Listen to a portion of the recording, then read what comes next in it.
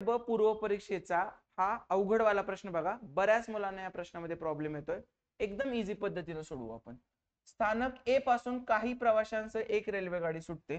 मी म्हणतो 100% प्रवाशांसह एक रेल्वे गाडी सुटते ए पासून.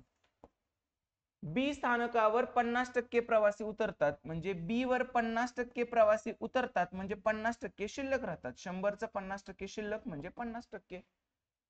व 25 नवीन चढतात आणि 25 नवीन चढतात म्हणजे आता बी मध्ये 50% प्लस 25 झाले.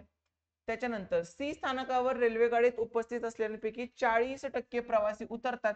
40% उतरतात याचा अर्थ सी मध्ये किती शिल्लक राहतात? 60%. मग 50 च 60%, 6 पंचे 30 म्हणजे 30%, आणि 25 च 60% म्हणजे 25 × 150 म्हणजे 15. तर 15 प्रवासी शिल्लक राहिले सी मध्ये. आणि परत सी मध्येच अजून काय रे, 40 नवीन चढतात म्हणजे अधिक 40 झाले, म्हणजे आता सी मध्ये एवढे प्रवासी झाले.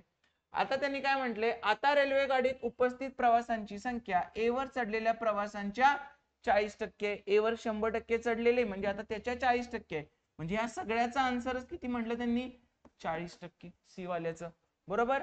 मग हे 30% तिकडे गेलं तर किती उरलं? 30% तिकडे गेलं तर 10%, आणि 15 आणि 40 किती आलं? 55. म्हणजे आपल्या 10%ला ते काय म्हणतात? 55 म्हणतात. विचारलाय काय? तर किती प्रवासी स्थानक बी वर उतरले? स्थानक बी वर किती उरलेत रे? उतरलेत 50%. 10% म्हणजे 55 आहे, तर 50% म्हणजे किती? 10चा 5 पट केलं, मग सेम 5 पट याच्या पण करा. 5 5 25, 2 5 5 25 आणि 2 27. तर बी वर किती प्रवासी उतरले?